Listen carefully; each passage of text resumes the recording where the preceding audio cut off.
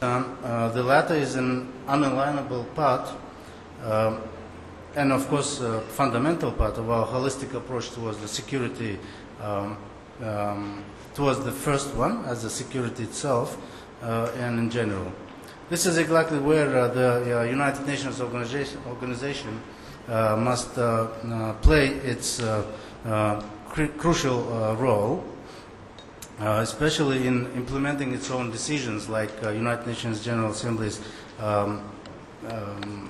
resolutions of 2008 and 2013 with the same identical names. If I can read it out, it's reliable and stable transit of energy, and it's excuse me, and it's a role in ensuring sustainable development and international cooperation. It should be noted that the similarities of the titles of these two resolutions are not merely repeated, rather they are a testimony to their importance for global stability and development in general. At the same time, this indicates that the focus the international community pays to my country's initiatives, and most importantly, steadily following the basic idea of implementing such an ambitious and crucial goal. As a follow-up to the first resolution in April, Ashgabat hosted the high-level conference on the same subject and is getting ready to do the same again later this year with participation of the international experts. The idea is that the people who are closely connected with the issues of energy security should sit down and discuss in a high-level manner in order to find out some solutions for the future problems. The reason is also here that is that these two events, very much closely related to the initiatives that we as Turkmenistan and our president was delivering and putting forward while during the 63rd and 66th in these 3-4 United Nations General Assemblies, which can be, of course, summed up as the following. Today's world is in a desperate need for search for solution for stable and reliable energy supply, as declared by the United Nations Secretary General in his initiative, Sustainable Energy for All. In the words of Shah Zukam, who is the Under-Secretary General for Economic and Social Affairs, which he spoke about at the above-mentioned April 2009 Ashgabat conference, the ultimate goal, and I quote, goal of stable and reliable transit of energy, whether for trade or consumption, is to ensure continued progress towards sustainable development. In this regard, access to clean, reliable and affordable sources of energy is vital. Abrupt decline in energy availability can stop the economic engine of development in its tracks. Energy is critical for human development, including for achieving the Millennium Development Goals. Yet, a vast majority of countries lack access to modern energy. Turkmenistan, being a responsible UN member state and having major hydrocarbon resources with well-established oil and gas industry, voluminous, diverse export capacity, is doing everything in its power in order to implement these goals, and with Turkmenistan's president proposing to develop new international legal framework, in where proposing to develop that legal framework which aims at ensuring effective functioning of the energy supply chain as a whole, equally taking into account the interests of producers, transit countries, and the consumers, like Sri Lanka. In this regard, the merits of these two United Nations General Assembly's resolutions cannot be overestimated, as they are clearly indicated in my President's proposals. So, specifically, the idea of Turkmenistan towards this energy security is, can be summed up in three ways. The first is the adoption of a multilateral document, which will serve as the legal basis for of relations arising in the field of international energy supplies, establishment of appropriate international structure under the UN that ensures compliance with the adequate provisions of this document, And finally, creation of International Information Center for collecting data and analyzing it on the implementation of commitments of the states parties. Hence, Turkmenistan proposes the establishment of an international expert group who can first discuss initial steps while in Ashgabat in 2014, and then subsequently work towards developing a new mechanism in the field of energy security. The same was reiterated again while at the 67th UNGA just last September, with a clear objective to take into consideration the global economic trends, especially in energy and ecological security. Dear friends, as you may know, the energy diplomacy became one of the key areas of Turkmenistan's foreign policy, and we discussed yesterday that one also, which aims at ensuring that the stakeholders must have certain amount of guarantees against any irresponsible action by any player in the chain. And these three chain that I mentioned, producer, transit, and end user. Turkmenistan strongly believes that in the strategy of blue fuel, that as we call it, or diversification of internal and international transportation networks, which aims at promoting national, regional, and global development, maintenance and promotion of peace and security, and ultimately service to mankind. With an acclaimed world energy producing nation status, Turkmenistan stays committed to its obligations, thus guarantees uninterrupted supply of quality natural gas to any given point at any volumes at his borders, which is our, as per our legislation and contracts. So here I just maybe want to enlarge this point and say that according to our legislation, we are delivering all the goods to our border, and from there the risks and profits are with those who are buying it or those who transit.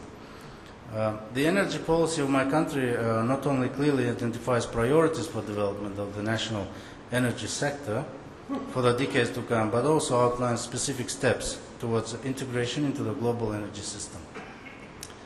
Dear participants, energy, and primarily oil and gas, after a number of recent nuclear accidents, became these days very, without exception, as a major source for socio-economic development. And now we are hearing the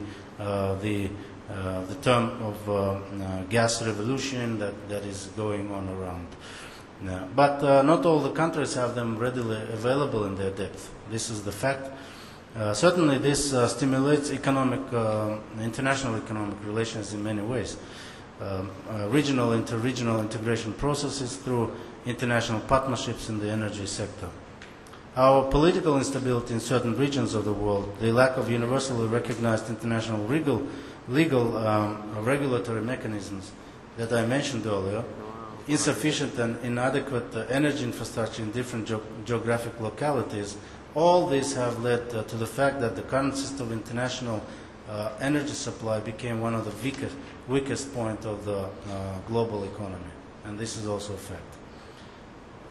Ladies and gentlemen, in his welcome address to the participants of the 4th International Gas Congress, which happened last year in Ashgabat, an international exhibition which was going simultaneously last May, my president stressed that the country tirelessly works to diversify the natural gas supply to the world markets, which is, as I pointed out earlier, is an energy policy priority. The diversification of routes, diversification of the economy internally, and all other aspects. Reliability and security of international energy supply system is a crucial component of global economic stability. Its steadiness and protection against any distortions and deformations, and creation of a universal international legal architecture on the subject is a matter of global significance. In an official statement released by the UN News Center, it was emphasized that wider access to energy sources in the basis, it was emphasized that the wider access to energy sources is the basis for the creation of jobs, ensuring security, climate change control, availability of food, and finally strengthening the member states' economies. The most appropriate way to do this is an efficient and reliable transport of energy between countries, regions, and continents. In this context, the role of, and importance of transit and transport hubs in ensuring stable supply of energy resources to international markets is critically increasing. Thus, for Turkmenistan, international cooperation in the energy sector is considered today as one of the determining factors in the general well-being, progress, and prosperity.